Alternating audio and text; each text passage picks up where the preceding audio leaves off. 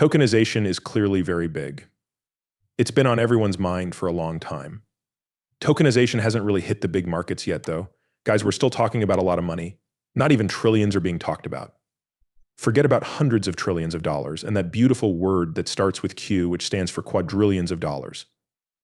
All of you are welcome to the group. My name is Nick. If this video is your first time on the channel, I hope you decide to join by the end.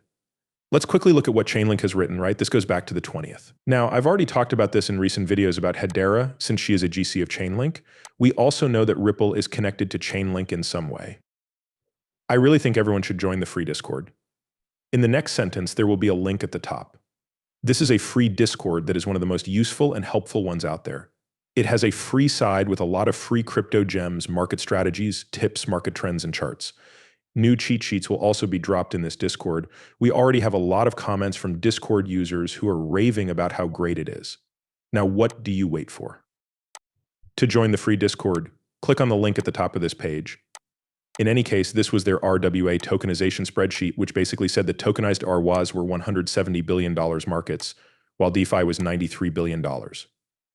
Other numbers on the spreadsheet included cryptocurrency at 2.14 trillion, debt markets at 100 trillion, the stock market at 106 trillion, global real estate at 380 trillion, gold at 16.1 trillion, and insurance at 7 trillion. Global trade is worth $31 trillion. Global advertising is worth $730 billion. Global games is worth $220 billion, and many more are worth hundreds of billions. But then there are derivatives which cost $1 quadrillion. Okay, if you've been following the XRP market for a while, you know that we've been talking about derivatives for years. That's because it's the biggest market out there. To be honest, the market is ready for change. This comes from McKinsey & Company. The report says that by 2030, the total value of all tokenized assets, excluding stablecoins and cryptocurrencies, could hit about $2 trillion. I think this will be much, much bigger now, because I've said so in other shows. You can see the first billion tokens now. The number then goes up to 100 billion. After that, you see the 1 billion. The game starts when we get to that T word. Once we get that first trillion, this market will grow so quickly. Once we have that, it will show us how big tokenization really is. It has to do with how well it works. Everything will come together at that very time. On top of that, we have a prediction of 3 possible adoption scenarios for 2030, a base scenario with slower adoption, a scenario with faster adoption, and one that is not complete.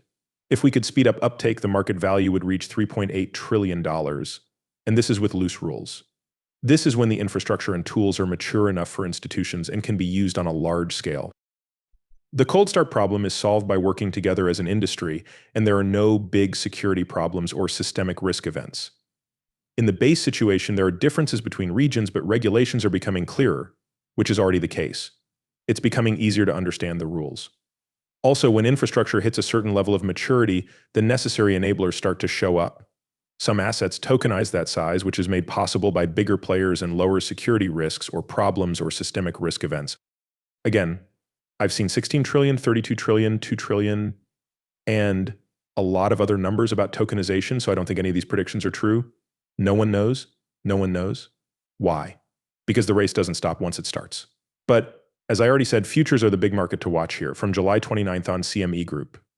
Guys, we're almost there. Get clear prices on 2 new cryptocurrencies, the CME dollar, the CF Internet Computer dollar, and the XRP dollar. These are 2 good things about it. Here are the new CME and CF reference rates, as well as the ICP and XRP real-time averages.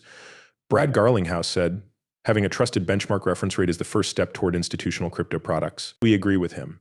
What a great idea for an XRP index that CME Group and CF Standards work together on it. This is what the market said. This is what the market said. This is really cool. Now think about what CME Group is. We can see that it runs more financial derivatives markets than any other company in the world if we come here. Besides that, the business owns 27% of the SP Dow Jones too. Very interesting. We have exchanges where you can buy and sell metals, currencies, energy, interest rates, agricultural goods, futures contracts, options, stock indexes, and cryptocurrencies. As we said before, this is a very, very big operator near the center of his trades. We were able to see the working income. Here we could see the net income, the total assets, and even the total ownership. Even though it's not in the trillions, it is still one of the biggest markets in the world. And it's all about these big market derivatives over here. XRP falls to this big shots. Early on, the venture part of the CME group put money into Ripple. It makes sense for CME group and CF benchmarks to work together on an XRP index. And here we have the investment arms of CME group. Contender and Innoventures, which are the venture capital arms of CME group, are two more partners in the round. You can start to see those links really coming into play here. And this is from 2016, which is almost 10 years ago. This is why I pay attention to those old connections. They do lead to moves in the future. You need to pay attention to these puzzle parts. Besides this, Smoke Dog, the fact that YXRP is now part of CME Group's real-time reference rates for swaps is very important. The market for swaps is where all the money is because it has the most value. With DLT, Ripple and XRP want to make the whole value chain more efficient. This includes swaps. ISDA, a partner of Ripple, talks about their new CDM model made for blockchain in this video. They say that the derivatives market is on the verge of a technological revolution. I will talk more about this model, the market for swaps. Now, more than ever, the derivatives market is better and clearer. Its system is complicated, disjointed, and expensive to keep up. Basic tasks have to be managed by hand throughout the life of a job. Each company has its own way of talking about familiar events, such as the end of a trade, the compression of a trade, or the exercise of an option. This makes it more likely that different firms will not follow the same rules. Correcting this all the time uses a lot of energy and can't last. Good news is that new technologies like distributed ledger and smart contracts could make things more automated and efficient, reducing costs and complexity, but standardization is the only way to make technology work well. If each technology has its own set of trade event models, we'll just build the same broken infrastructure all over again.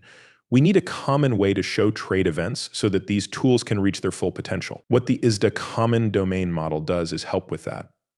There is a goal by ISDA to make a complete digital plan for how derivatives are traded and controlled throughout the whole trade lifecycle. The main deal they made. And we do have that right here, right? A group called ISDA updated the master agreement for tokenized collateral in January of this year. I think it's pretty strange that this happened almost right after Ripple partnered with them. Again, timeline is crazy when it comes to Ripple and some of its links like the BICPMI group, right? 1 month after XRP was ruled not to be a security, the CPMI group formed. I think it's crazy. But this is how the CDM is broken down, right? This is the master deal. The ISDA has added support for tokenized collateral to its master derivatives deal. A lot of attention here, which is very important because the swaps market is so big, it's worth more than $700 trillion or $1.2 quadrillion if you round up. This update makes it possible to use DLT-based cash and securities as margin and in derivatives deals. By the way, since we focus on securities, we take a close look at the DTCC. What do they have to do? They're going from tokens to stocks. This is still their main goal, even with Swift and Chainlink, as long as title changes on the DLT distributed ledger are required by law.